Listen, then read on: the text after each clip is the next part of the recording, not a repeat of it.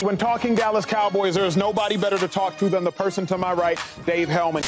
Cowboys draft 24th overall in the first round. If you are going to draft a quarterback, you're trying to draft a game-changing quarterback. You don't need that much that you would want to use a first-round pick on. Let's talk about the Cowboys' needs. Oh, Cowboy fans. Cowboys' needs. That? Would it be crazy? Yeah, it would be crazy. Crazy talk. It makes no sense. Okay, let's head to the desk and see how crazy the talk actually is. Joy Taylor. Low kick.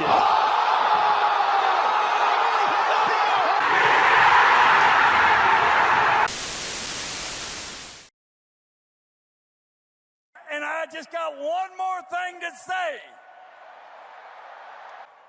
How about them Cowboys?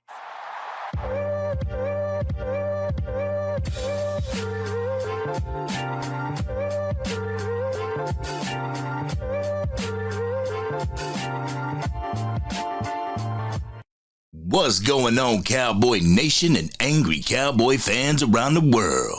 Y'all know who it is.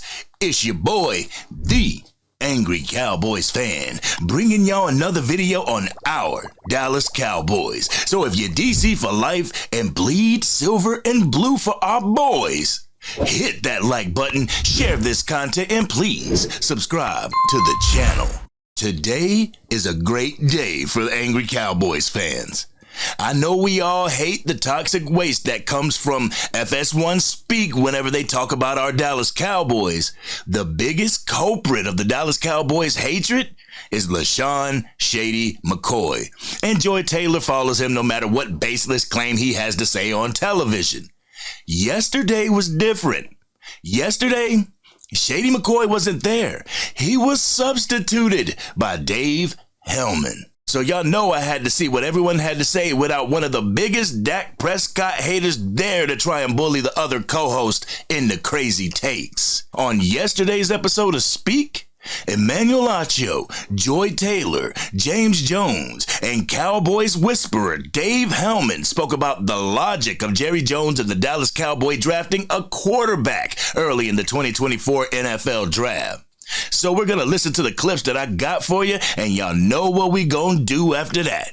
We're going to come back and unpack my Raw and Uncut. So, Angry Cowboys fans, let's take a listen. You have Dak playing on a prove-it deal, right? Sure. If he does that, he controls his destiny at the end of the year, correct? He can choose to stay, he can choose to leave. Right. Which is not a position that you want to be in with a franchise quarterback. Yet, and they know that, right? Are we not telling them? They know how the rules work? No, they know how the rules work. Okay, They got it. I mean, unless you were going to extend Dak, what's your plan at quarterback? And it ain't Trey Lance. Why can't it be Trey Lance? Why can't it be Trey Lance, Dave?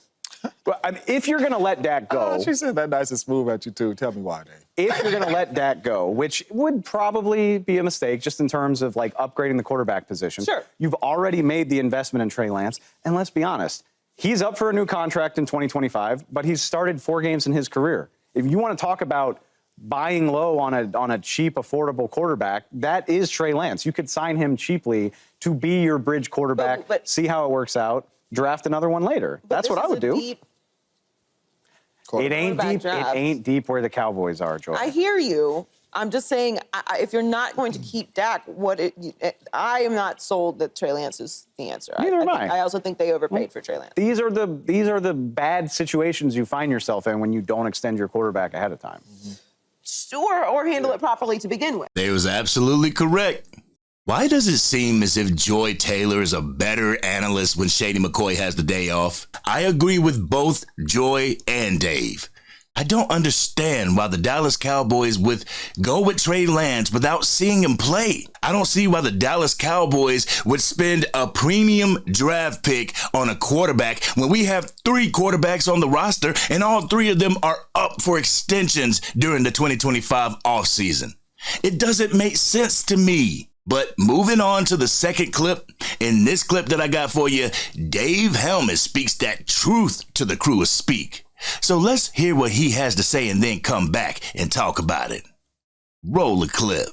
If the season goes poorly, it's a whole new coaching staff making that decision anyway. Yeah. So why not let that be their problem? And again, if Jerry Jones wanted to build for the future and have this big long-term plan, moving forward, he would have either fired Mike McCarthy or extended him and not created this prove-it year for everybody. But, Dave, the quarterback is tethered to Jerry, not tethered to the coach. You still want your head coach to have input in the quarterback you bring into the team, do you? You do. Joy does. James does. I do. Jerry, of course Jerry does. That's a valid Think point. about it. Jerry doesn't. Jerry didn't even let his head coach choose his offensive coordinator. Well, can we at least say that that's bad GMing? Sure. That's not good GMing if you don't want your coach to have input on the quarterback? It's super bad GMing, Dave. Dave is right. Again, if we were going to start all over, you would want the new coach to have input on the future quarterback that they have to bring to the team. What if the new coach doesn't like the way the new quarterback does things? What if the new head coach doesn't think the new quarterback can get it done? There we go again, using another draft pick for nothing. Acho chimed in and said that the quarterback is tethered to Jerry and not tethered to the coach. One of the bad things about the culture at the Star, no coach has any leverage over his personnel. It's Jerry, the way he wants it. Now let's go ahead and get into what James Jones had to say about the topic. This clip is a little lengthy, so I'm going to ask you Angry Cowboys fans to listen and be patient so we can come back and unpack my raw and uncut. Take it away, James. And that's why the Cowboys is in the spot that they in right now.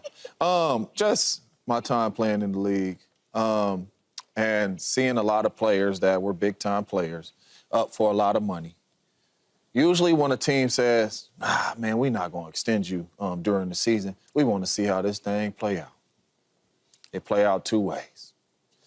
Number one, it plays out, they go out there and ball and they don't get hurt, and you end up paying them way more than you had to pay them. Yep. Number two, it says, you don't want me anyway. That's what this says to me. All Jerry Jones is doing right now is saying, you know what? I don't know if I want Mike McCarthy, which is crazy. I don't know if I want Dak Prescott, which is crazy. So if you don't know what you want, you better have a backup plan if it works out the way it should work out. Because Dak Prescott has shown us he probably ain't going to win in the playoffs, but he has shown us he going to dominate in the regular season. So you're going to be in the playoffs, right? So now you're going to be picking late again in the draft. So Jerry Jones is putting himself in a very bad situation, but you better have a plan. If I'm sitting there up in my office right now like, yeah, I'm going to let this man play it out. In my mind, I'm thinking, I don't know if he's that guy for us. We got to start thinking like that, or why wouldn't they extend him? Number two, Jerry Jones doesn't know what's on that other side. We just talked about a generational talent, and we sitting here talking about we don't know what he gonna be. So even if you let Dak Prescott walk and you draft a first-round quarterback, you don't know what this dude is going to be. Jerry Jones is putting himself in a very, very bad situation, but since you did not extend Dak, since you did not extend Mike McCarthy, you better draft you a quarterback. I agree with a lot of what James Jones has to say. He said this whole thing plays out in two ways, but I feel like it plays out in three ways. One, Dak Prescott balls out, and now the Dallas Cowboys have to fork over even more money than what's being reported. Two, Dak Prescott is average, and they allow him to test free agency. Three, Jerry Jones makes yet another Jerry Jones mistake and gets rid of the key pieces to this team like he had no problem getting rid of Jimmy Johnson, Amari Cooper, and Dez Bryant. Y'all ready for my raw and uncut? Y'all ready? Let's get it. James Jones said we know Dak is going to ball in the regular season. What is the issue when it comes to the playoffs? Does he lose the ability to play the way he did during the regular season when it comes to the playoffs? Is it because the opposing teams come into the playoffs studying the Cowboys and knowing they rely on no one but Dak Prescott and CeeDee Lamb? You isolate CeeDee Lamb, and then what? Could Dak rely on the team's running game? No, he couldn't. During Micah Parsons' interview with Jordan Love, the Green Bay Packers signal caller said that they knew that the Dallas Cowboys had an undersized safety playing at the linebacker position, so they came to AT&T Stadium with the outlook to run the ball. They did, and we couldn't stop it. We had nothing to combat their onslaught due to coaching errors and the team not being able to adjust when the game didn't go as planned. There was a reason why the Green Bay Packers won the coin toss and elected to receive. They knew that the Dallas Cowboys loved to be the first on the scoreboard to force the opposing team to have to drop back and pass. This would allow the Dallas Cowboys pass rush to tee off on Jordan Love and the offensive line. Like I said in my video and my live for the Carolina Panthers game, the Dallas Cowboys start off slow and then have a fourth quarter explosion. That wasn't going to work when we hit the playoffs, and it didn't work. The thing we had to work on before the playoffs was to balance out the scoring through all quarters, because if we didn't, we would be playing catch-up, and the last year's team was not good at playing catch-up. As far as drafting a quarterback anywhere in this year's draft, I feel that would be a Jerry Jones move to add more controversy to the headlines. He didn't even have to say we're thinking about drafting a quarterback in the first round to get people to start talking about it. As a matter of fact, Jerry Jones has said the opposite. But here we are talking about if the Dallas Cowboys are going to draft a quarterback due to a thought Adam Schefter had on NFL Live. If the Dallas Cowboys draft a quarterback, we would have wasted a fourth-round draft pick on Trey Lance. If they draft a quarterback and let Dak Prescott move on in 2025, you have to pay Trey Lance $25 million and have him be your bridge quarterback. The quarterback you draft will have to sit behind a player that has little to no NFL experience. This is who you want the quarterback you draft to learn from? Trey Lance at QB1, Cooper Rush at QB2, and QB3 is the quarterback that you draft? And y'all want to win now, right? People also talk about if Jimmy Johnson had something to do with this. I truly feel this had nothing to do with Jimmy Johnson.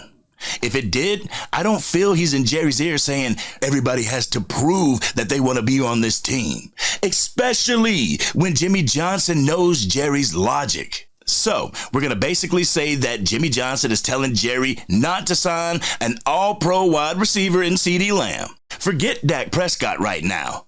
They haven't even signed their top receiver and top defensive player. I don't feel Jimmy is having anything to do with these decisions. This is Jerry and Stephen Jones trying to gain whatever leverage they could possibly gain in these contract negotiations. The thing that they don't realize is that they're setting themselves further and further behind trying to gain leverage in these negotiations. It's because of our GM why we are in the position we're in. It's not Dak Prescott's fault that they dicked around with his contract until they were forced to pay him. That was Jerry and Stephen Jones. Now we sit here with some telling Dak Prescott, Micah Parsons, and CeeDee Lamb to take pay cuts when all they did was their damn job. All they did is what they were signed to do. As a matter of fact, Dak Prescott was signed as the backup to Tony Romo and exceeded all expectations except for leading the team to an NFC championship or a Super Bowl. All because we haven't gotten that far. Someone has to fall on the sword, and damn it, it's not going to be the person that's putting this team together. It's going to be the people that statistically improved each year they have been in the damn league. Make it make sense to me. I'm going to end this video with this. No matter who you get, no matter what quarterback you draft in the draft, you can draft a quarterback in the first round and get nowhere. Whoever you decide to be the leader of this team at the quarterback position, this team will continue the cycle because the front office won't change. You can have an all-pro, Pro Bowl, second in QBR, and second in MVP voting quarterback and get bounced in the wild card round because the front office expects them to do more with less. If you don't get the job done with what we give you, then you got to play for your job. The GM doesn't even have to work for his job. His job will never be on the line, no matter how screwed up he makes this team. Someone has to fall on the sword. First it was Landry, then Jimmy Johnson, now Mike McCarthy, Dak Prescott, CeeDee Lamb, and Micah Parsons. This has been your boy, the Angry Cowboys fan. What did you think about what Dave Helman and the crew of Speak had to say? Wasn't it a breath of fresh air not having Shady McJoy spitting nonsense out about our team? Let's have that conversation in the comments section. If you're digging the video and want to get this content out to even more Dallas Cowboy fans, hit that like button and please share this content. If you're DC for life and want to help the channel reach its goal of 7,000 subscribers before the start of the preseason, hit that subscribe button. Hit the bell so you can stay notified whenever I go live, release a video, or release a podcast episode. Our team will never be successful while the front office continues to conduct business as usual. Like I said in my TikTok, in order to have a Super Bowl caliber team, you have to have Super Bowl caliber players. In order to have Super Bowl caliber players, you have to have a Super Bowl caliber front office. This has been your boy, the Angry Cowboys fan, and I'm out.